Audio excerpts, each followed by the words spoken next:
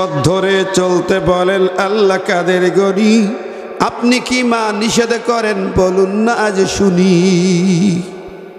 যে পথ ধরে চলতে বলেন আল্লাহ কাদের গনি, আপনি কি মা নিষেধ করেন বলুন না আজ শুনি। আল কোরআনের আহ্বানেও মা,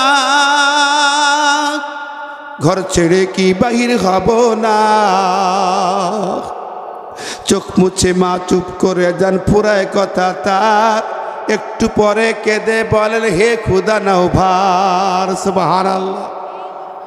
আমার ভাইরা, শিশু মোহাম্মদকে মা জননী বুকে জড়িয়ে কপালে চুমা দিই, গালে চুমা দিই, বলল যা আমি আল্লাহর পথে ছেড়ে দিলাম।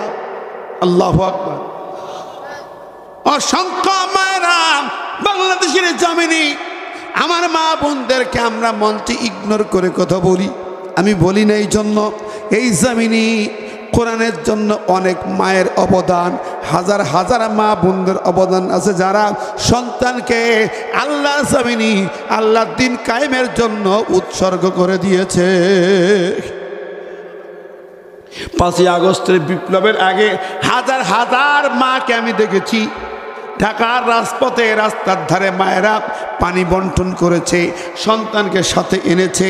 8 বছরের বাচ্চা বাড়ি রাখতে পারে না, রাজপথে নেমে এসেছে, পুলিশকে বক্সিং মেরেছে ছেলে। দেখেননি 8 বছরের ছেলে।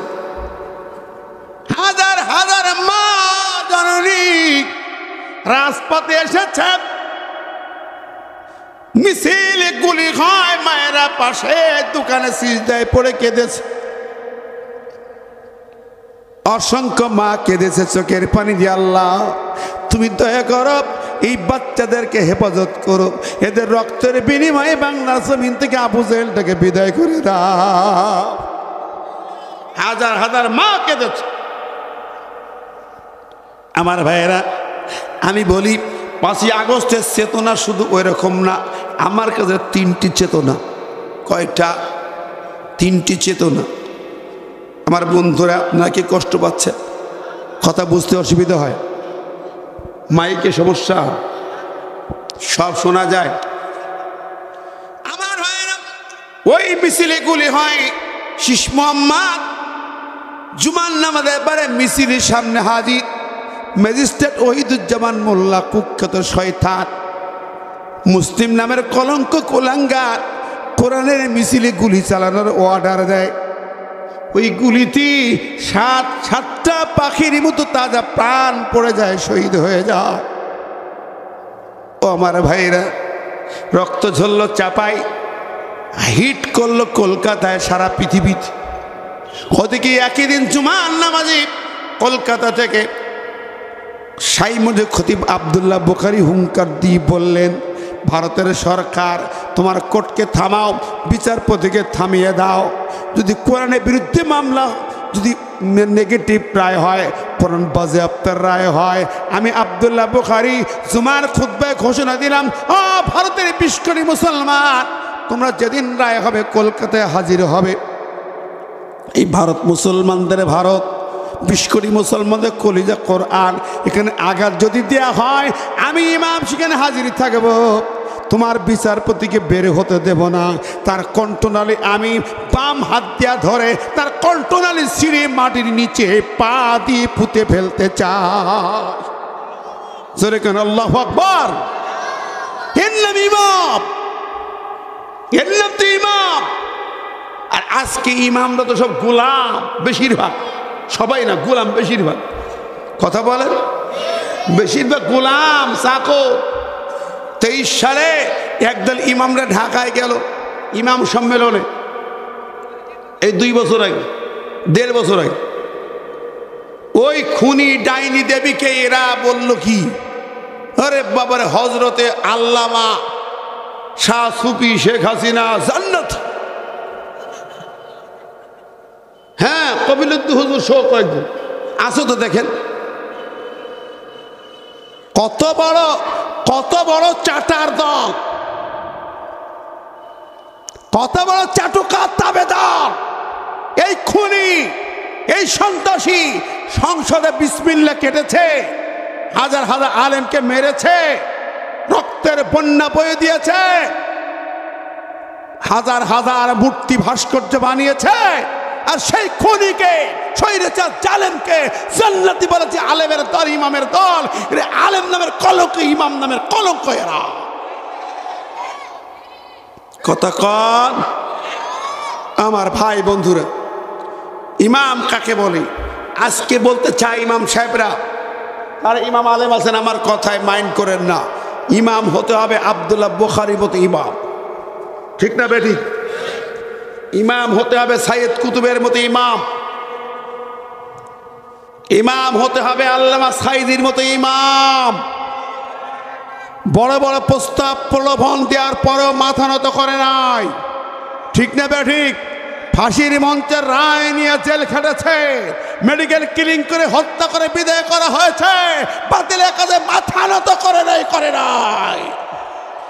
এই রক্ত ঝরেছে, রক্তের সাথে যারা বেঈমানি করেছে, গাদ্দারি করেছে, এই মাটি তাদের ক্ষমা করবে না, তাদের বিচার হতেই হবে এই মাটিতে। আমরা চাই কিনা দু হাত তুলে দেখায়।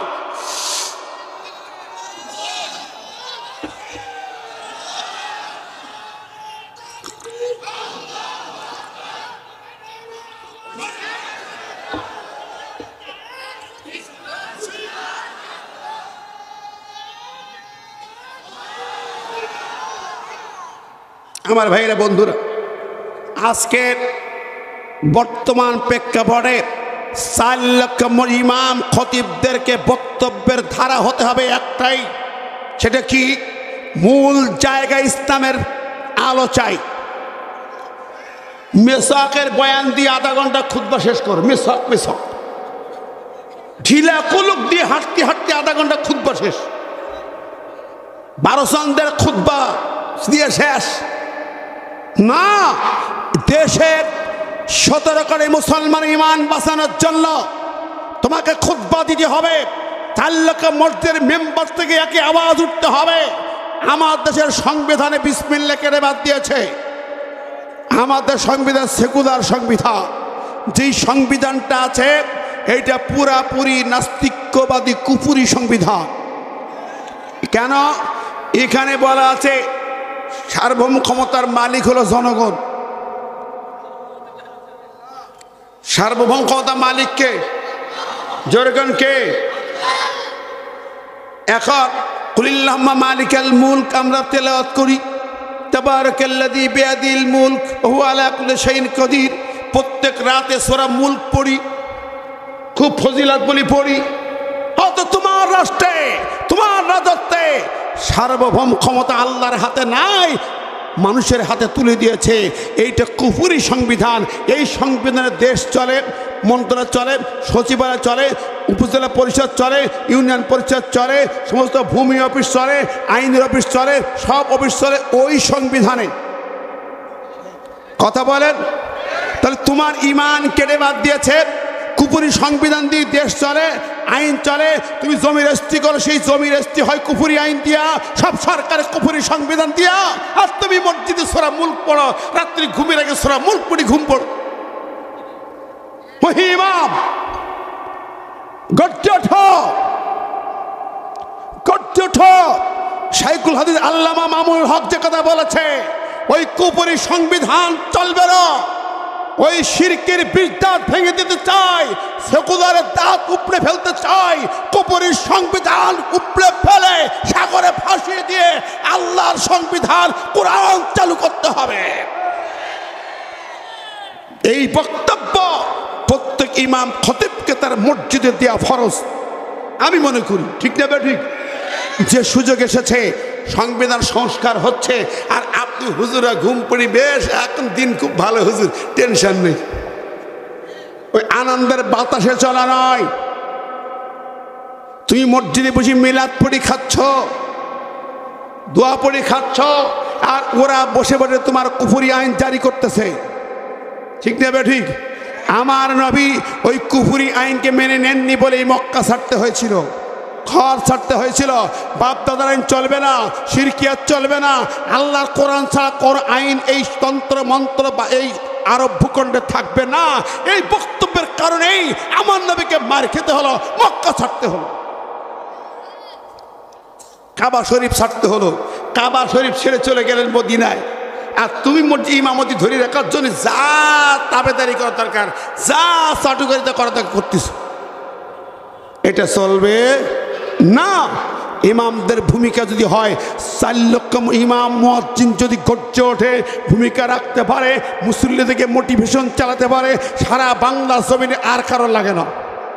ঠিক না বে ঠিক? এই ইমামরাই যথেষ্ট। আগামীর বাংলার জমিন হবে কোরআনের জমিন, আগামীর পার্লামেন্ট হবে কোরআনের পার্লামেন্ট, আগামীর সংবিধান হবে কোরআনের সংবিধান। ভারতের গোলামি নয়, আমেরিকার গোলামি নয়, ইউনুসের গোলামি নয়, কোন নেতার গোলামি চলবে না, নেতার আইন চলবে না, বাপদাদার আইন চলবে না, ব্রিটিশ ল চলবে না, চলবে না, চলবে না। শুধু কোরআন চাই। কারা কারা চায়?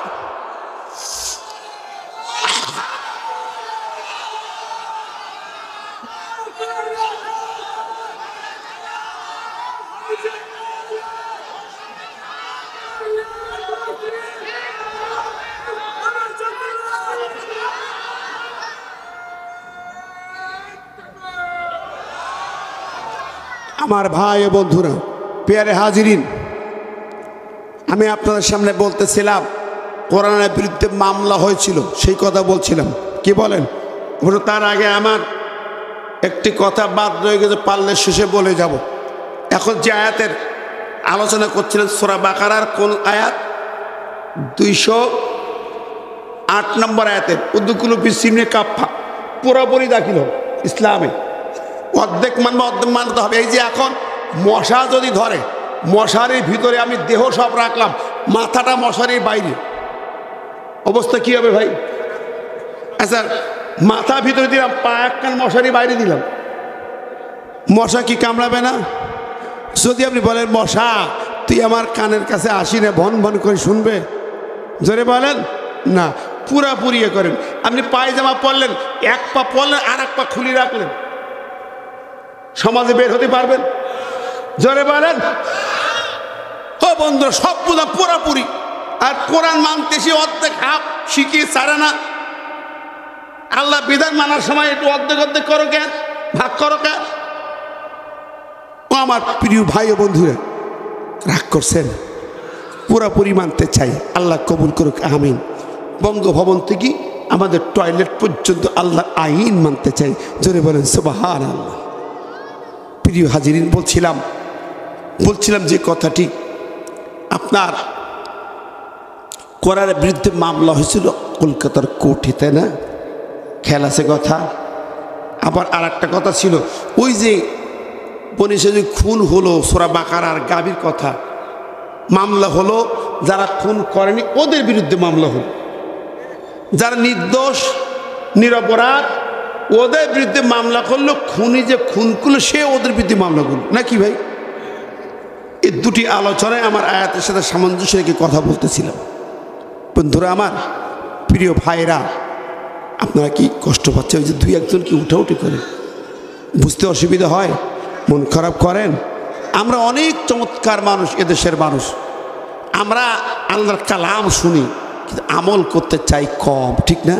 কিন্তু পুঠিয়া এ রাজশাহীর মানুষ কিন্তু তারা নির্ভীক সৈনিকের দল, নির্ভীক আদর্শের সৈনিকেরা। কথা শুনবেন, আমল করেন ইনশাআল্লাহ। এখন বলতেছিলাম কলকাতার কোর্টে যে মামলাটা একটু বলে শেষ করে নেই।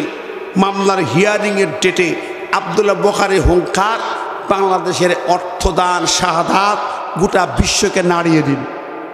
যেদিন হিয়ারিং হবে সেদিন সব ready, justice Padma Bhagirathi ready, উকিলরা রেডি, সবাই রেডি।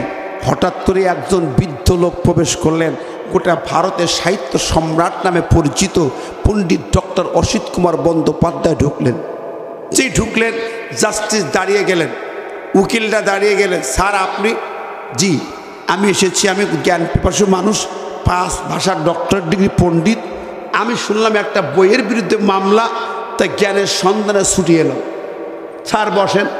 বসতে দেওয়া হলো। বসার সময় বলছে, জাস্টিস তোমার হিয়ারিং শেষে আমার 2টা প্রশ্ন আছে। স্যার বসলে শুনবেন আপনার কথা। স্যার বসলেন। মামলার হিয়ারিং চলছে। যে কথা বলতে আমি এখানে এসেছিলাম সেটা হলো যে মামলা যারা বাদী ওরা এভিডেন্স প্রমাণ দিচ্ছে কেন কোরআন ব্যান করতে হবে, কি কারণ তারা ব্যাখ্যা দিচ্ছে। এক নম্বর বলছে the Holi Quran is not also religious book but it is the political guide. Number one, ওদের এভিডেন্স হচ্ছে কোরআন শুধু শুধু ধর্মগ্রন্থ নয়, এটা একটা রাজনৈতিক দর্শন, রাজনৈতিক সংবিধান। রাজনৈতিক সংবিধান কারা বলছে যে কোরআন ব্যান করতে চায়? অন্য ধর্মের লোকজন যারা মামলার বাদী তারা, ওরা বুঝতো কোরআন একটা রাজনৈতিক কিতাব, পলিটিক্যাল গাইড, ওরা বুঝতো। আমার আফসোসে বুক ফেটে যায়, কপাল পোড়া মুসলমান বুঝতো না। হ্যাঁ রে কপাল পোড়া, হ্যাঁ রে হতভাগা, হ্যাঁ রে অভাগা মুসলমান, তোরা বুঝলি না কোরআনের সাথে রাজনীতির সম্পর্ক আছে কিনা? ও ভাইরা আমার দেশের কিছু আলেমরাও বুঝলো না। ওরা বলে আমরা রাজনীতি বুঝি না, আমরা নিরপেক্ষ নাকি? কথা কর না কেন ভাই?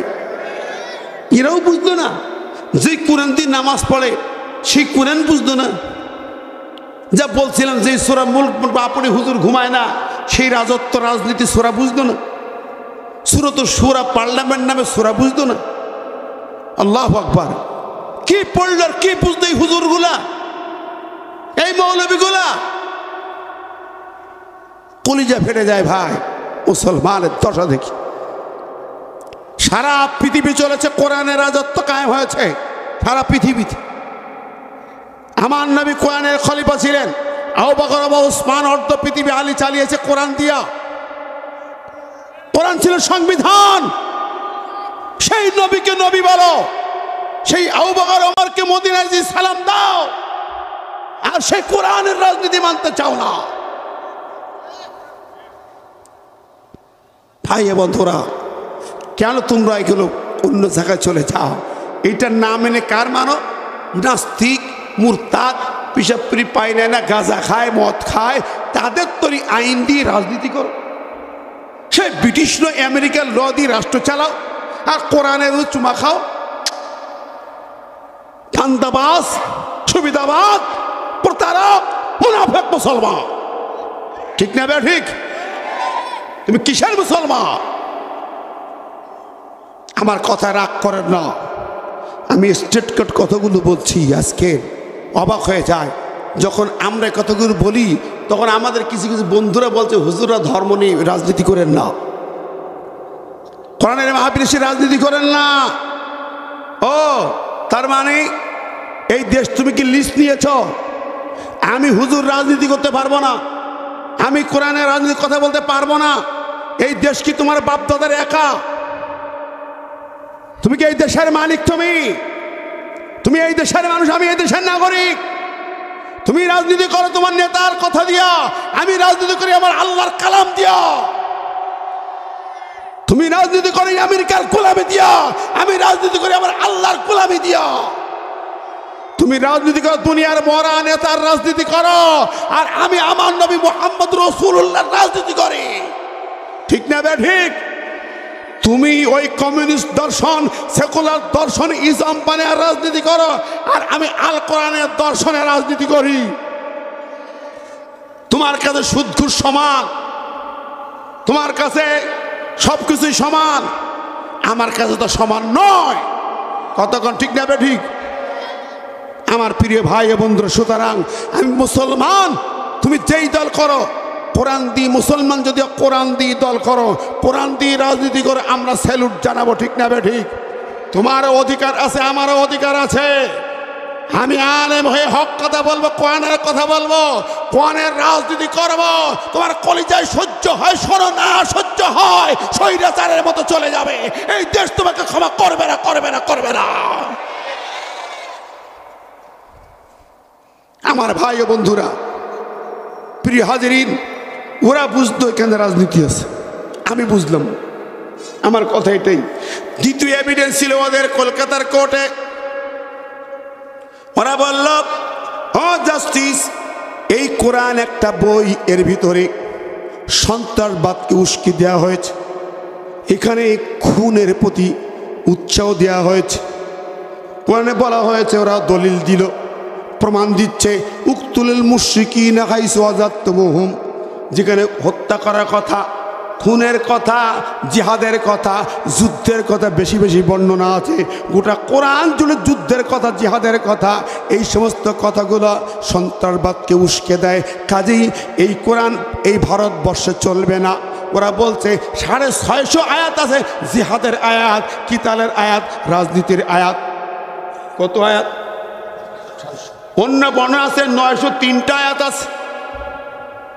এতগুলো আয়াত জিহাদের উপরে, যুদ্ধের উপরে, কাজেই এই কোরআন ব্যান করতে হবে। এবার বলেন, ওরাই অন্য ধর্মের লোক বুঝলো 900 আয়াত না 650 আয়াত আছে, জিহাদের আয়াত আছে, কিতালের আয়াত আছে, ওরা বুঝলো। আমি মুসলমান বুঝলাম না, আমি সিন্নি খাওয়া, জিলেপি খাওয়া হুজুর বুঝলাম না। কথা বলেন ঠিক না বেঠিক? ভাইরা আমার, বন্ধুরা আমার, আমি এই জায়গায় কথা বলছিলাম আপনাদের কথা। মুসলমান, এই কোরআনকে যে জায়গায় নিতে না পারেন, গোটা জাতির ভাগ্যের কোনো পরিবর্তন হবে না। যেমন চুরি ছিল চুরি হবে, যেমন সুদঘুষ ছিল সুদঘুষ হবে, যেমন খুন ছিল খুন হবে, যেমন রাহাজানি ছিল রাহাজানি হবে, যেমন ইফটিজিং ছিল ইফটিজিং থাকবে, যেন বিচার লম্পটগিরি হবে, লুটপাট করে খাবে খাবে খাবে। কোরআন যদি সংসদে না যায়, আইনে না যায়, আমার দেশে লুটপাট বন্ধ হবে না, হবে না, সুদঘুষ বন্ধ হবে না, যেন বিচার বন্ধ হবে না, খুন খারাপি বন্ধ হবে না, হবে না। পৃথিবীর কোন দেশে বন্ধ হয় নাই। আফগানে এখন বন্ধ, সৌদি আরবে খুন বন্ধ, সৌদি আরবে চুরিদারি বন্ধ হয়, কারণ কোরআনের আইন আছে। আফগানে 2 বছর চুরি নেই, সুদ নেই, ঘুষ নেই, খুন নেই, পুরাপুরি বন্ধ। কারণ হচ্ছে কোরআনের শরিয়া আইন জারি করেছে ওরা। জোরে বলেন সুবহানাল্লাহ। 54 বছর ধরে এই জমিনে যা করতে পারেন নাই, একটা বার কোরআনকে ক্ষমতায় বসান। আমাকে নয়, কোরআনকে বসান। কোনো ব্যক্তিকে নয়, কোরআনকে বসান। কোনো দলকে নয়, কোরআনকে বসান। একটা বার, একটা টান, 4 বছর বা 5 বছর যেটা বলেন, ও মুসলমান, একটা বারের জন্য বাংলার সংসদে কোরআন পাঠাও, একটা বারের জন্য পাঠাও। গ্যারান্টি দিয়ে বলে যাই, বাংলাদেশ চুরিদারি বন্ধ হয়ে যাবে, খুন খারাপি বন্ধ হয়ে যাবে, মা বোনদের ইজ্জতের হেফাজত হবে, রাস্তাঘাটে ইফটিজিং হবে না, মা বোনরা ধর্ষিত হবে না, লাঞ্ছিত হবে না, কোনো ঘুষ দিয়ে অফিসে তোমার ফাইল নাড়ানো লাগবে না। ঠিক না ভাই? ঠিক। এই কথাই বলার উদ্দেশ্যে কোরআনের আয়াত, ওয়ালা তাত্তাবিউ খুতুওয়াতিশ শাইতান, শয়তানের পথ ধরো না, আল্লাহর পথ ধরো। ঠিক না বে ঠিক? দেখেন প্রিয় হাজিরিন, ওই কোর্টে যেই মুরব্বী লোক বসেছিলেন, কথা খেয়াল আছে, উনি বলছেন 2টা প্রশ্ন, 5 ভাষায় ডক্টরেট ডিগ্রিধারী। উনি বলছেন, জাস্টিস, 2টা প্রশ্ন আমার হিয়ারিং শেষে। কি প্রশ্ন? পদ্মা ভাগীরথী, আমি তোমাকে চিনি, তুমি বাংলা জানো, বাঙালি মেয়ে, হিন্দি জানো, জাতীয় ভাষা, ইংরেজি জানো, ইন্টারন্যাশনাল ল্যাঙ্গুয়েজ জানো, কিন্তু যেই বইয়ের বিরুদ্ধে তোমার মামলা অ্যাকসেপ্ট হলো আদালতে, আমি জানতে চাই, ও পদ্মা ভাগীরথী, ওই বইটা তো আরবি ভাষায় লেখা, তুমি কি আরবি ভাষা জানো? এই বইটার বিরুদ্ধে মামলা, বইটা যে ভাষায়, সেই ভাষার জ্ঞান যদি তোমার না থাকে, তো ভালো মন্দ কি বুঝি রায় দেবা? কথা কন, ঠিক না বে ঠিক? বলে, আমার প্রশ্ন, তুমি আরবি ভাষা জানো কি জানো না? বহু নেতা দেখেছি বিসমিল্লাহ পড়তে দিয়ে জিভ ভেঙে যায়, বিসমিল্লাহির রহমানির রহিম। বাবা রে বাবা। ও ভাইরা আবার, বন্ধুরা আবার বলে, ও জাস্টিস, তুমি কি জানো? জাস্টিস মাথা নিচু করেছে, কথা বলে না। ওই পণ্ডিত বলে, জাস্টিস, আমি কোরআনের ভাষা আরবি, পৃথিবীর কত জ্ঞান অর্জন করলাম, 5টা ভাষায় ডক্টরেট ডিগ্রি করলাম, অবশেষে চিন্তা করলাম, দুনিয়ার সব বই পড়লাম, নোবেল নাটক সব পড়লাম, কিন্তু কোরআন পড়া হলো না। আমি আরব বিশ্বে গেলাম, 2 বছর আরব দেশে সময় কাটারে ওই ভাষা শিখলাম, ওই জ্ঞান শিখলাম, ওই ভাষা শিখে ওই কোরআন পড়লাম, অনেকবার পড়লাম। পড়ে পড়ে দেখলাম তুমি তো ওই কোরআনের বিরুদ্ধে মামলা নিয়েছো রে জাস্টিস। আর আমার কথা কি শুনবে তুমি? আমি যা পড়েছি, জ্ঞান বিজ্ঞানী, পৃথিবীর বিজ্ঞানীরা একই কথা বলেছেন, there is not a single verse in the holy Quran which is assailable from the scientific point of view. উনি বললেন, জাস্টিস, তুমি কি জানো এই কোরআনে এমন একটা শব্দ নাই যা বিজ্ঞানসম্মত নয়? সরে কন্যা সুবহানাল্লাহ। তুমি কোরআনে ভুল দ্বারা দূরে যাক, ব্যান্ড করে দূরে যাক, আমি পণ্ডিত চ্যালেঞ্জ করে বললাম এই কোরআনে একটা শব্দ নয়, একটা অক্ষর তুমি ভুল প্রমাণ করতে পারবে না। জোরে কন সুবহানাল্লাহ। সায়েন্টিফিক কিতাব ইয়াসিন ওয়াল কুরআনিল হাকীম। আল্লাহ পাক শপথ করছে বিজ্ঞানময় কোরআনের শপথ। জোরে বলেন সুবহানাল্লাহ। জাস্টিস, তুমি কি হিসাব করো? জাস্টিস কথা বলে না। এরপরে বলে আরেকটা প্রশ্ন হলো, জাস্টিস রে আমি জানতে চাই তুমি জানো কিনা এই কোরআনটা পৃথিবীর যে কোনো জায়গা থেকে তৈরি হয় নাই, যে কোনো ছাপাখানায় প্রিন্ট হয় নাই। আল্লাহর কালাম, আল্লাহ নিজে নিজে মাইক দিয়া দুনিয়াতে পাঠান নাই, আল্লাহ ভয়েস দিয়া পাঠায় নাই। জিব্রাইল আসছে, জিব্রাইলের ভয়েস নাই। এই কোরআনটা একজন ব্যক্তির কণ্ঠ থেকে, জবান থেকে আসছে। এমন একজন ব্যক্তি, যেই ব্যক্তি জীবনে কোনোদিন মিথ্যা বলে নাই, যেই ব্যক্তি কোনোদিন কটু কথা বলে নাই, খারাপ কথা বলে নাই, মানুষকে গালি দেয় নাই। শোনার মানুষ একজন, তার কণ্ঠ থেকে কোরআনের কথাগুলো শোনা গেছে। সেই একজন ব্যক্তি, সেই মহামানব কে তুমি কি জানো? জাস্টিস কথা বলেন, চুপ হয়ে গেল। তুমি তাও জানো না? তুমি কি মামলা নিয়েছো জাস্টিস? ও জাস্টিস রে, তুমি কি জানো না? জানো না এই ভারতবর্ষের মহাপণ্ডিত পণ্ডিত জওহরলাল নেহেরু যখন 30 মিনিট অর্ধেক সময় ধরে নবী মুহাম্মদের কথা বললেন, দেশে ফিরে আসতে পারে, মন্ত্রীরা ধর্মঘট করলেন। মন্ত্রী, প্রাইম মিনিস্টার, আমরা আপনার সঙ্গে পড়বো না, আপনার ক্যাবিনেটে থাকবো না, বর্জন করলাম। কেন? আপনি জাতিসংঘে আমাদের 33 কোটি দেবতার মুখে সুনকালি মাখায়া মুসলমানদের নেতা মুহাম্মাদের প্রশংসা করে আসলেন। আপনার কথা শুনতে রাজি না, কেন করলেন? কৈফিয়ত দেন। পণ্ডিত জওহরলাল নেহেরু, এই ভারতের স্বাধীন ভারতের প্রথম প্রধানমন্ত্রী, উনি বললেন, হ্যাঁ মন্ত্রীরা শোনো, বসো। তোমরা কি নবী মুহাম্মাদের জীবন পড়ো নাই? জানো না? মন্ত্রিত্ব করতে হলে সব জানতে হয়। তোমরা খবর রাখো না? আমি তোমাদেরকে একটি কথা শোনাই দিই। এই ভারতের শিক্ষাগুরু, সাহিত্যের গুরু, কবিগুরু স্বামী বিবেকানন্দ, উনি বলে গেছেন কথাটা, শোনো ভারতবাসী, এই জমিনে যদি মুহাম্মাদের জন্ম না হতো, পৃথিবীর মানুষ মানুষ হতো না, জন্তু জানোয়ার হয়ে ঘুরে বেড়াতো। ওনার কথা আমি পণ্ডিত জওহরলাল নেহেরু শুনাইলাম।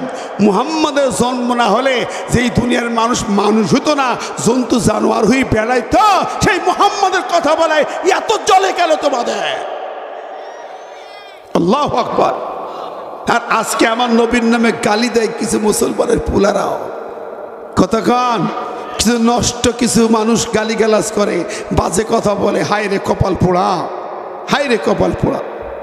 ও আমার ভাইয়েরা, জর্জ বার্নার্ড শো বলে গেলেন, if all the world was united under a leader, then Muhammad সাল্লাল্লাহু আলাইহি ওয়াসাল্লাম would have been the best man to lead the people of various careers, domes, idols, peace and happiness.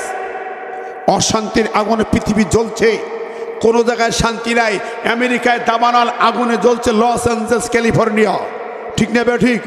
তাকায় দেখেন না, ওদিকে Ukraine চলছে, বোমের আঘাতে রাশিয়া জ্বলছে, শান্তি কোথায়? চায়না জ্বলছে, জাপানে আবার ভাইরাস শুনছি। ইন্ডিয়া দেখেন, যেই ইন্ডিয়া এত বড় রাষ্ট্র আজকের কোথায় যাবে জানেন? শুরু হয়েছে দাঙ্গা, হই হাঙ্গামা। ওরা আমাদের দেশ নিয়ে মাথা ব্যথা করছে। আলু পেঁয়াজ এখন পয়সা যাচ্ছে, মাথা পুরা নষ্ট হয়ে গেছে। ঠিক নেই, ঠিক নেবে ঠিক। এই আলু পেঁয়াজ দেবো কোথায়? বাংলাদেশ পাকিস্তান থেকে নিচ্ছে, আমাদের উপায় কি? আমরা পাকিস্তান থেকে স্বাধীন করে দিলাম, আর আলু পেঁয়াজ পাকিস্তান থেকে নিচ্ছে, চায়না থেকে নেবে। ওরা ভিসা বন্ধ করেছে, যে চিকিৎসা করতে দেবে না। এখন ওদের হাসপাতাল সব ফাঁকা, হোটেল সব ফাঁকা।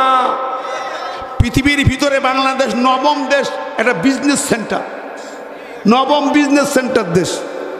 যারা ভারতের বুকের ভিতরে ছিল, ব্যবসা করি খাইতো, চিকিৎসা ব্যবসা, আলু পেঁয়াজের ব্যবসা, বইগুলো প্রিন্ট করি ব্যবসা, সব ব্যবসা নিয়েছিল ওরা।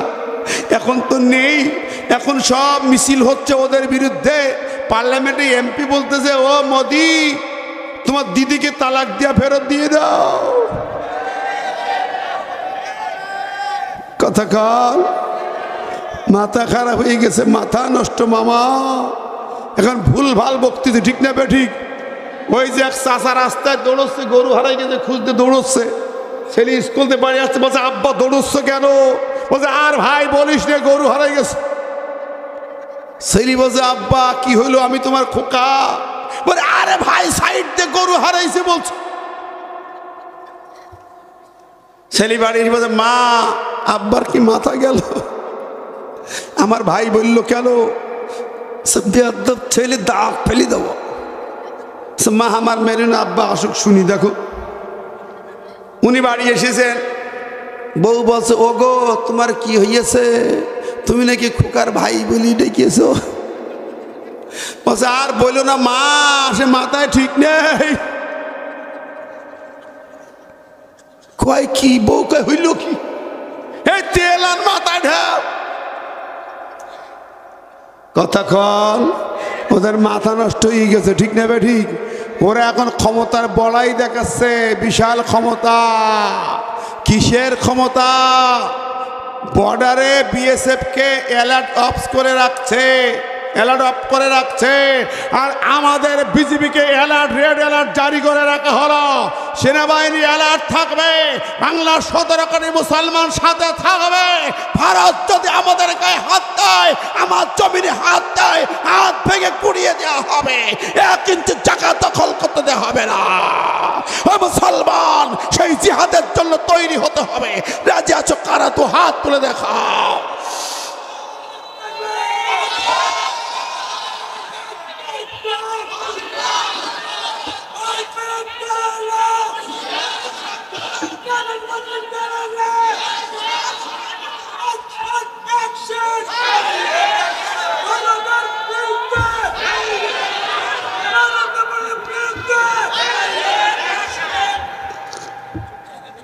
শোনেন হে মুসলিম যুবকেরা, আমার নবীর সাহাবীদের মতো যুবক হতে হবে, যেই যুবকরা পৃথিবীর করে মায়া করে না।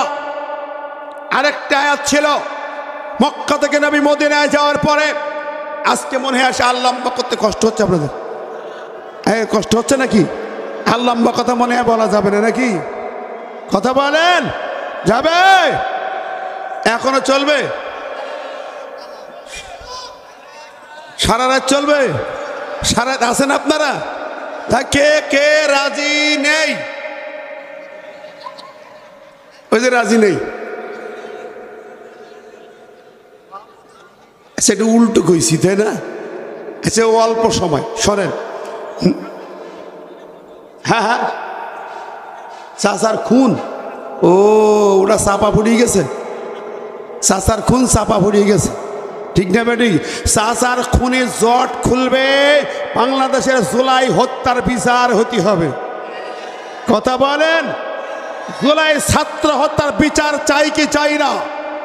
এক ফোঁটা রক্ত বৃথা যাবে না, রক্তের ফোঁটায় ফোঁটায় বিচার হতে হবে। শুধু ডাইনি দেবী হাসিনা নয়, তার দোষর এমপি মন্ত্রী কর্মী যারা এই খুনের সঙ্গে জড়িত, জালেমের বাচ্চা এলাকা এলাকা যারা তাদেরও বিচার হতে হবে।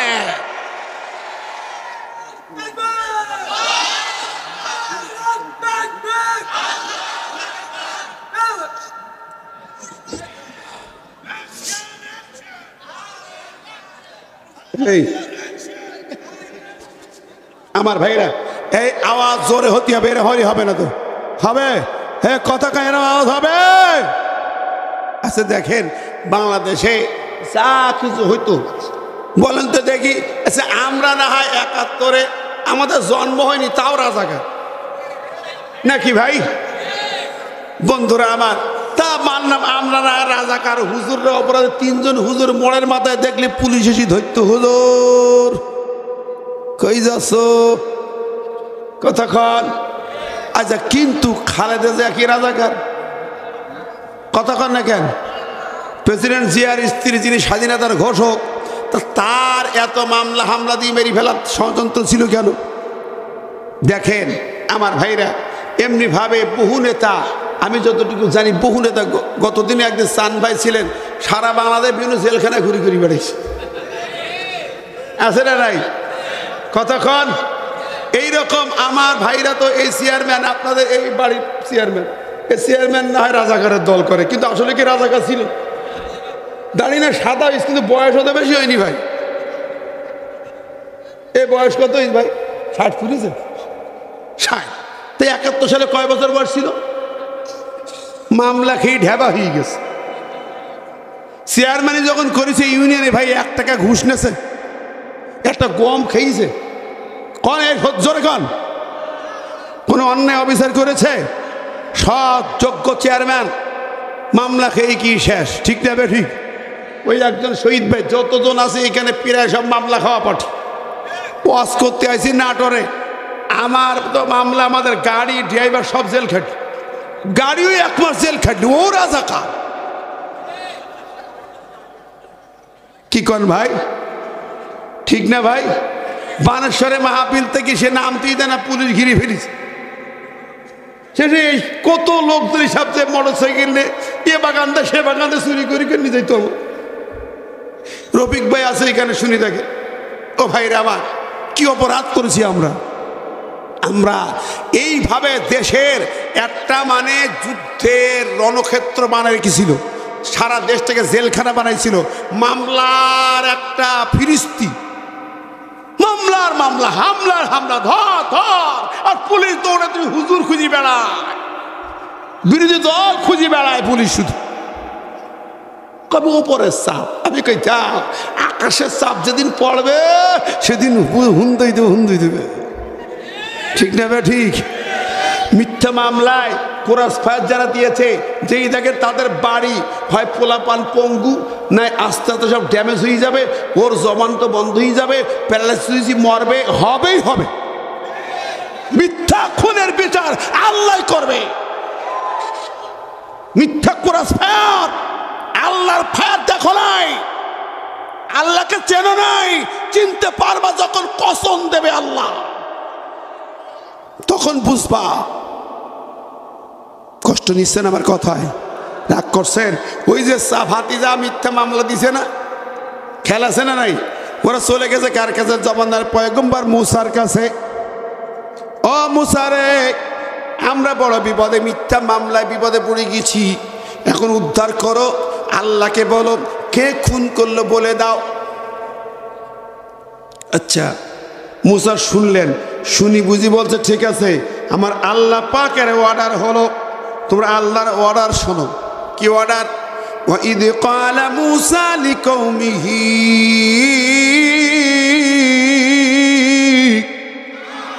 ইন্নাল্লাহা ইয়া'মুরুকুম আন তাযবাহু বাকারাতান।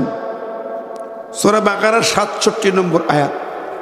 আল্লাহ বলছেন ইন্নাল্লাহা ইয়া'মুরুকুম আন তাযবাহু বাকারাতান, আল্লাহ আদেশ করছে তোমাদেরকে তোমরা একটা গাভী জবাই করো। এই যে বাকারা আইছে, ওই খুনির মামলা থেকে বাঁচতে হলে একটা গাভী জবাই করো। লোকজনগুলো হতভম্ব হয়ে গেল, এ কিরাম হইল? ওরা বলছে ক্বালু আতাত্তাখিযুনা হুজুয়া, ওরা বলে মুসা রে তুমি কি আমাদের সঙ্গে তামাশা করো, ঠাট্টা করো? হ্যাঁ, কোথায় হলো খুন, খুনিকে জানাইবা, অথচ বলছো গাভী জবাই করো, উল্টো কথা। এ কোনো কাজের কথা? জামার বোতাম প্যানে লাগানো কথা হইল? উদর পিন্ডি বুদুর ঘাড়ের মতো ভাব। মুসা বলে, রেগে গেল মুসা, রাগী নবী তো, প্রচন্ড রাগী, খেপলো দারুণ খেপা। বলে ক্বালা আউযু বিল্লাহি আন আকুনা মিনাল জাহিলিন।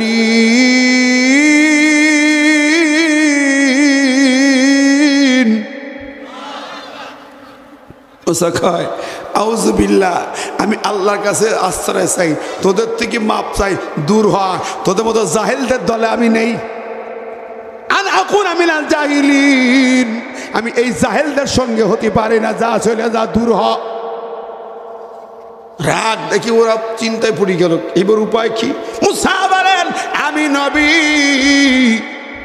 তোরা জানিস না। আর নবীরা মনের মতো বিচার করে না, নবীরা ইচ্ছা মতন কথা বলে না, নবীরা প্রবৃত্তির গোলামি করে না, নবীরা যা বলে আল্লাহর ওহী বলে, ঠিক না বেঠিক? মা ইয়ানতিকু আনিল হাওয়া ইন হুয়া ইল্লা ওয়াহয়ু ইউহা। নবীরা যা বলে ওহী, আল্লাহর কথা বলে। দুনিয়ার বিচারক না, মেম্বার চেয়ারম্যান না, চুরি করেছে শুনি বুঝি বললো যা, 3টা লাঠির বাড়ি দিয়ে বললো যে 1000 টাকা জরিমানা দিয়ে দে, ইউনিয়ন কাউন্সিলে জমা দিয়ে দে। বিচার করে না এরকম? তাই এই চেয়ারম্যান করিস আমি বলতে না, কিন্তু আমি ছোটবেলা আমার বাবার বিচার দেখছি। আমার বাবা মেম্বার ছিলেন 32 বছর। ওই বিচার নিজের ইচ্ছা মতো বিচার হতো, 3-4 জন প্যানেল বানায় বিচার করে দেবে। জেনা করেছে, কি করলো, দড়ি বেঁধে তব পড়িয়ে বিয়ে দিয়ে দিল, আর পাটকাঠি 10টা রশি দিয়ে বেঁধে ঠুকুস ঠুকুস কি 10টা বাড়ি মেরলো, 100 চাবুক মারা হয়ে গেল। আমার ভাইরা, নবীরা এরকম বিচারক না, বিচারক না। নবীরা যা বিচার করে আল্লাহর ওহী দিয়ে, আল্লাহর কালাম দিয়ে ছাড়া নবীরা বিচার ফয়সালা করে না, ঠিক না বে ঠিক? এর বাইরে নবীরা চলে না। আমার নবীকে আল্লাহ নবী শুনিয়ে দাও, ইন আত্তাবিউ ইল্লা মা ইউহা ইলাইয়া, আমি নবী, আমাকে আল্লাহ বলেছে, যা আল্লাহ নির্দেশ দিয়েছে ওহী দিয়েছি, এই ওহী অনুসরণ করবে, এই ওহীর বাইরে তুমি চলতে পারবে না। আমার নবীকে বলা হয়েছে। সুতরাং প্রত্যেকটি নবী এই তরিকায়, নবীর অনুসারী উম্মত কি অন্য তরিকায় যাবে? আমি নবীর উম্মত, আবু বকর খলিফা হয়েছে, নবী যেভাবে চালাইছে কোরআন দিয়ে, আবু বকর সেই পথ। ওমর খলিফা যেভাবে নবী চালাইছে, ওমর সেই পথ। উসমান, আলী সব একই পথ, ঠিক নেবে ঠিক? তাহলে আপনি নবীর উম্মত হয়ে খলিফা হবেন, রাষ্ট্রপতি হবেন, মন্ত্রী হবেন, এমপি হবেন, সংসদে যাবেন, কোরআন দিয়ে আইন পাস করবেন, ঠিক নেবে ঠিক? 300 এমপি মুসলমান যদি হন, নবীর উম্মত যদি হন, তাহলে কোরআন দিয়ে আইন পাস হবে, সেখানে যেতে হবে, ঠিক নেবে ঠিক? তাই নবীর উম্মত দাবি করা যাবে, নইলে দাবি করা যাবে না। তুমি যার আইন বলবা তুমি তার উম্মত। নবীর উম্মত হতে হলে নবীর আইন, কোরআন সুন্নাহ দিয়ে আইন পাস করতে হবে। কথা বলেন? এটাই হলো দাবি। আসেন, বলছিলাম নবী বলতেছেন মুসা, ওরা রাগ বাগ করলো, মুসা বলছে রাগ করলো, ওরা মাপ চায়, মুসা ভুল হয়ে গেছে, মাফ করে দাও, তুমি একটু বলে দাও গাভীটা কেমন হবে। قالوا ادعوا لنا ربك يبين لنا ما هي قال إنه يقول إنها بقرة لا فارض ولا بكر وأوان بين ذلك فافعلوا ما تؤمرون.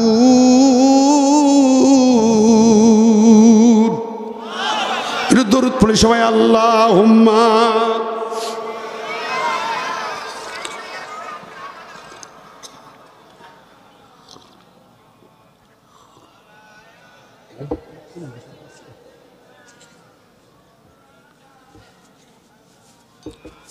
আমার ভাই ও বন্ধুরা দেখেন, ওরা বলছে মুসা তুমি আল্লাহকে একটু বলো গাভীটা কেমন হবে।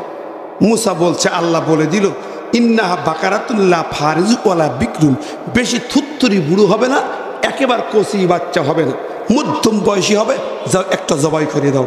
কিন্তু ওদের মাথা খোলে ঠিক হয় না, ওদের মাথার মধ্যে গ্যাস গ্যাস করে, বুদ্ধিজীবী লোক হলে যা হয়, বুদ্ধির ব্যবসায়ী।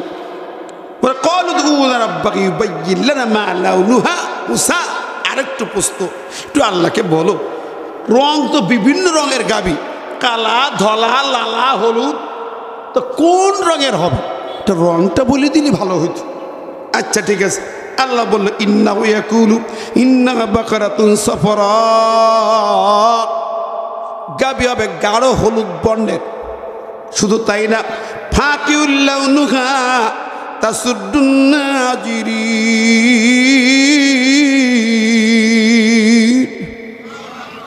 শুধু গাঢ় হলুদ না, চিক চিক চিক চিক করবে রংটা। তাসুদ্দুন নাজিরিন, শুধু তাই না, দিয়ে তাকাবে সেদিকে, সে পলক ফিরাতে পারবে না, নজর ফিরাতে পারবে না, এত চাকচিক্যময় কালা।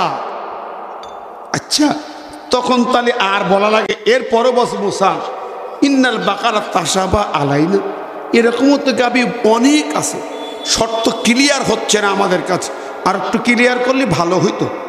তাই যাও, ক্বালা ইন্নাহু ইয়াকুলু ইন্নাহা বাকারাতুন লা যালুলুন তুসিরুল আরদা ওয়ালা তাসকিল হারসা মুসাল্লামাতুন লা শিয়াতা ফিহা, যাও, এমন গাবি হবে জীবনে কোনো দিন তাকে কেউ টাচ করেনি, বাচ্চা দেয়নি, দুগ্ধদান করেনি, কোনো চাষাবাদে ব্যবহার হয়নি, ট্রান্সপোর্টে ব্যবহার হয়নি, কোনো কাজে ব্যবহার হয়নি, চিরকুমারী, শুধু খাওয়ায় খাওয়ায় নাদুস নুদুস করে রাখা হয়েছে। এরকম গাবি হবে। ক্বালু আল আনা জিতা বিল হক, এবার বলে আর দরকার নেই, এবার হয়েছে, আমরা যাই, এরপরে জবাই করি, কি করব? মুসা বলে দো, জবাই করার পরে ওর এক টুকরা গোস্ত নিয়া ওই চাচার গায়ে লাগাইবা, চাচা জ্যান্ত হইয়া যাবে। আল্লাহু আকবার। এইবার জিজ্ঞাসা করবা, চাচা জান বলি দেবে কারে কে খুন করেছে। আহা, যখন দাখিল পরীক্ষা দিয়ে ঘটনা মুখস্থ করছি, তাই না ভাই? এখন মেপে দেখি কি সুন্দর মেলে। ও বন্ধুরি, ওই গাবি কিনতে হিমশিম খেয়ে গেল, খুঁজি খুঁজি পাইল। লম্বা ঘটনা বলার সময় নেই, অনেক রাত হয়েছে। গাভী যখন কিনতে গেল, লাস্টে ওই গাভীর পরিমাণ সোনা দানা দিতে হবে। গাভী পরিমাণ, গাভীর ওজন যা, সেই পরিমাণ সোনা দানা ছাড়া ওরা বিক্রি করবে না। এক এতিম বালকের গাভী, নেককার বালক, আল্লাহ তাকে এক গাভী বিক্রি করে পৃথিবীর ধনী বানায় দিল। একটা গাভী দিয়ে পৃথিবীর ধনী, সেরা ধনী। এরাও নিরুপায়, মামলা থেকে বাঁচতে হবে। বাঁচার জন্য তারা ওই পরিমাণ সোনা দানা দিয়া গাভীটা ক্রয় করে নিয়ে গেল। যাইয়া এবার জবাই করলো গাভীটা। জবাই করার পরে এক টুকরা গোস্ত নিয়া চাচার গায়ে লাগানোর সাথে সাথে ওই মরা চাচা, খুন হওয়া চাচা উঠে বসে গেল, জ্যান্ত হয়ে গেল। জোরে বলেন না সুবহানাল্লাহ, আর জোরে বলেন সুবহানাল্লাহ। এখন তো মরা মানুষ জ্যান্ত, বন্দি সব মুক্ত, ঠিক না বে ঠিক? আয়না ঘরে যারা ছিল সব ছাড়া পাইছে, ঠিক কিনা? এখন জেলখানা যারা ছিল প্রায় সব ছাড়া পাইছে। এটিএম আজার ভাই এখনো বাকি আছে নাকি? অল্প দুই একটা এখনো বাকি আছে, ছাড়া পায়ে গেছে। শুধু না, যারা মিথ্যা বিচার করেছে, অন্যায় বিচার করেছে, জুলুম করেছে, সব কিন্তু এখন তথ্য ফাঁস, ঠিক না বে ঠিক? জোরে বলেন ঠিক কিনা? ওই ডাইনি দেবী যা করেছে, এখন ইন্টারপোল সহ যারা গোয়েন্দা বিভাগ, বিচার বিভাগ যেখানেই যাচ্ছে সব ফাঁস। হাউন কাকু বলছে, ভাতের হোটেল তো আমার ছিল না, কাউয়াদের হোটেল। খেলা হবে তখন, খেলা ঘর ছিল, আমি তো ছিলাম হোটেলের ম্যানেজার। আমার কি দোষ? দোষ কদ্দূর তুমি বুঝবা? তুমি যেরকম পিটাইছো, মলদারের মধ্যে গরম ডিম ঢুকাইছো, লাঠি ঢুকাইছো, তুমি কাঁচা নখ প্লাস দিয়ে কেটেছো, জ্যান্ত চোখ তুলে নেছো, আঙ্গুল কেটেছো, ফেটেছো। ও বন্ধুরি, তুমি বুবুর গোলামি করি এত খুন খারাপি করেছ, এত নাটক কেন করেছ? তুমি এত ভালো লোক যদি হও, তুমি পালাইয়া যেতে চাকরি ছাড়ি। কথা কন। ও আমার ভাইরা বন্ধুরা, যা খুশি তাই করেছ। মামলা থেকে জামিন নিলাম হাইকোর্ট থেকে, এই জয়পুরহাটে। যেদিন বের হব, গেটে যখন বের হই, দুই পাশে দুজন দুই হাত ধরেছে, হ্যান্ডকাপ পরাই ফেলেছে, হ্যান্ডকাপ রেডি। আবার দেখলাম সাদা চকচকি হ্যান্ডকাপ। কি রে ভাই, তোরা কারা? আমি হেসে কই, তোরা কারা রে ভাই, এত মেহমানদারি? চলেন, কারা বল, কিসের মামলা হইল আবার? তাই এই দেখেন লেখা আছে DRB, DB। ডিতে ডাকাত, বিতে বাটপার। কি কত কর? ডিতে ডাকাত আর বিতে বাটপার। ওরে ডাকাত রে ভাই, ওরে শয়তানি। রাস্তায় যদি আপনার ধরেছে, কালো মাইকের মধ্যে তুলে নিয়ে কোথায় নিয়ে যাবে? চোখ বেন্দি দেবে। চোখ বেন্দি কোথায় নিয়ে যাবে খবর নাই, আর খবর নাই। ও ভাইরা আমার, এটাই ছিল ডাকাতের বাটপার। নিয়ে গেলে ওদের অফিসে নিয়ে যাইয়া বসাই রাখতে সারাদিন। বিকেলবেলা কয়, হুজুর আপনার লোকজন একটা ফোন দেন। না, ফোন তো আমার কাছে নেই। নাম্বার বলেন। আমার নাম্বারতে ফোন দেন। কেন, কি দরকার? কয় এই দিতে হবে, নইলে দুটো মামলা হবে। কি দিতে হবে? 5 লাখ, নইলে দুটো মামলা। আমি কইলাম, ওরে বাবা, দুটো মামলা দিবা তা দেও, আমার ফোন করার দরকার নেই। এ দেখবে কায়দা হইল না। চিন্তা করেন, এই রকম ভাবে তুলে নিয়ে যাবে, লক্ষ লক্ষ টাকার ডাকাতি করতো। ঠিক না ঠিক? বিদেশি প্রবাসী ভাই বাড়ি এসেছে, ওরা হাজির হয়ে গেছে। তার বাড়ি কি আনছিস? 2 লাখ টাকা দে, নইলে মামলা রেডি। গরু বিক্রি করে বাড়ি গেছে, তার বাড়ি পুলিশ হাজির। কত টাকা বিক্রি করেছিস? ফেল, নইলে মামলা। শুধু মামলা মামলা দেবে এই ভয় দেখায় কোটি কোটি টাকার বাণিজ্য করেছে পুলিশ অফিসার। আর ওদের স্পাই ছিল ওই সন্তানের বুবুজানের কর্মীরা। ওই কর্মীরা ফোন দিত, অমুক বাড়ি, শ্বশুর বাড়ি গেছি। ওখান থেকে একটা দালাল ফোন দিয়েছে, বেলালি হুজুর শ্বশুর বাড়ি আইছে, পুলিশ আইসো। রুহুল ভাই তো মাঝে মাঝে শ্বশুর বাড়িতে থাকে, ওই পাশে, ওই যে তাহেরপুরের ওই দিক। কিন্তু আমরা তো পারলাম না। ও ভাইরা আমার, ভুল বলছি নাকি? রাগ করছেন? এই ডাকাতির দল এইভাবে ডাকাতি করেছে, বাটপারি করেছে, কোটি কোটি টাকার পাহাড় করেছে ওরা। ভাইরা, এ বলি তো সে সব এখন সব চিচিং ফাঁক। এখন কি তথ্য ফাঁস? কিভাবে? 5 তারিখ বুবু চলে গেছে, সব তথ্য একেবারে ঝুড়ি ঝুড়ি বের হয়ে যাচ্ছে। ঠিক নেবে? ঠিক। কোরআন কি সুন্দর করে, ওই চাষা উঠেছে, জ্যান্ত হয়ে গেছে। চাষার বছর তোমার খুন করেছে কেটা? বসে আমার ভাতিজা। সব ক্লিন। আজকে দেখেন 16 বছর ধরে সেই 9 সালের বিডিআর হত্যা, 57 সেনা অফিসার হত্যা, তা পরিষ্কার হয়েছে। ভারতের ইন্ধনে রয়ের ব্যবস্থাপনায় আমার দেশের সেনাবাহিনীকে ওদের গোলাম বানানোর জন্য হত্যা করেছে ভারত।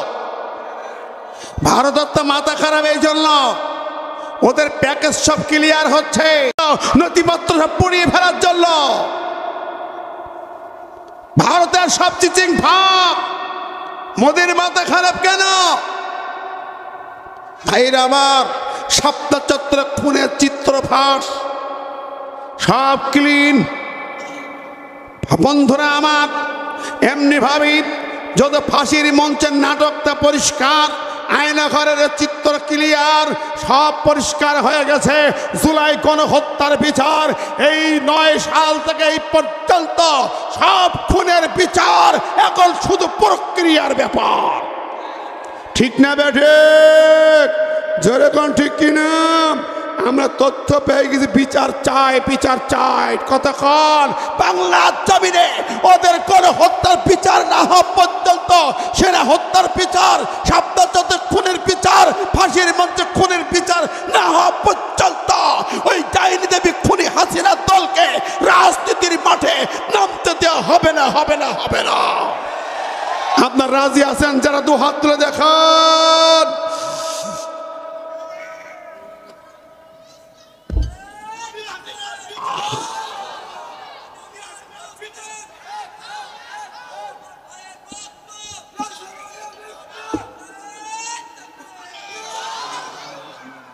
কিরে পুঠিয়ার লোক তকবির ভুলে গেল না ভাই? এ রুহুল ভাইরা মিছিল করে না মনে ভাব।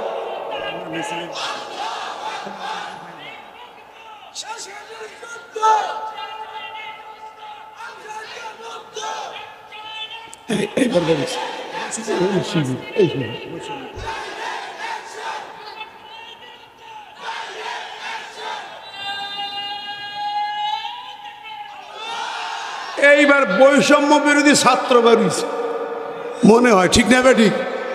কথা কান, এই সোনাস্থান পোলাপান ছাড়া কি হয়? আমাদের বুড়োরা সব ফেল, হুজুররা ফেল, সব রাজনৈতিক নেতারা ফেল হইল। এই ছাত্র জনতা যুবকরা রাজপথে রক্ত দিয়ে গুলি উপেক্ষা করে, কামানের গুলো উপেক্ষা করে, হেলিকপ্টার ভেদ করে, গণভবন দখল করে হাসিনাকে প্যাকেজ করে পাঠিয়েছে। ঠিক না বেঠে? এই ছাত্র জনতা আবার নামতে হবে, এই স্লোগান মনে রাখতে হবে।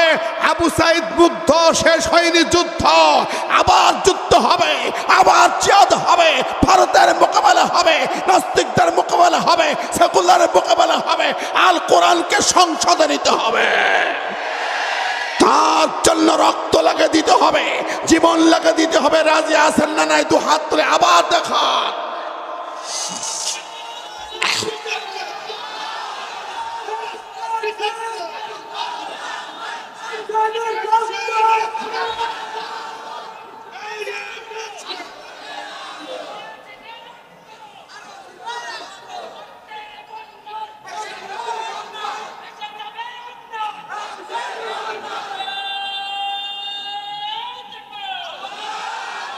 আল্লাহ কবুল করবেন, আমিন। জোরে বলে আমিন। এই যে প্রবাসী ভাইরা দাঁড়ায় আছে দেখেছেন, তাস পরা, আরবের দিক থেকে কুয়েত সৌদি থাকা মানুষ, এরাও কিন্তু জুলাই আন্দোলনের যোদ্ধা। রেমিটেন্স বন্ধ করে দিয়েছিল, ঠিক না বেঠিক? বুবুর টাকা শর্ট হয়ে গেল, ঠিক না?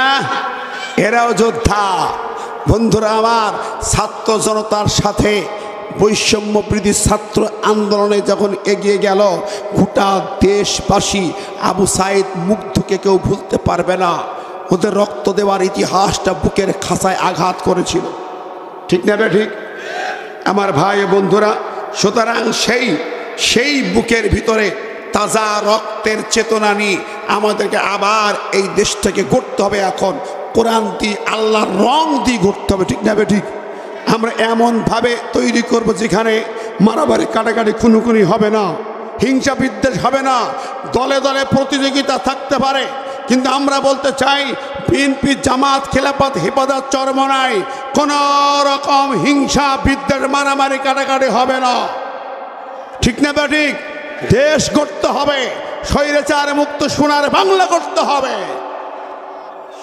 আসুন আমরা সেই মহান আল্লাহর কাছে সেই কামনা করি, আমার সোনার বাংলা যেন হয় সত্যিকার সোনার বাংলা, এই দেশ যেন হয় ওই রক্তের সাথে গাদ্দারি না হয়, আমরা যেন তা যথাযথ হক আদায় করতে পারি, আল কোরআনের আলোকে নিজেকে গড়তে পারি, সমাজকে গড়তে পারি। আল্লাহ পাক সেই তৌফিক আমাদেরকে দান করুন।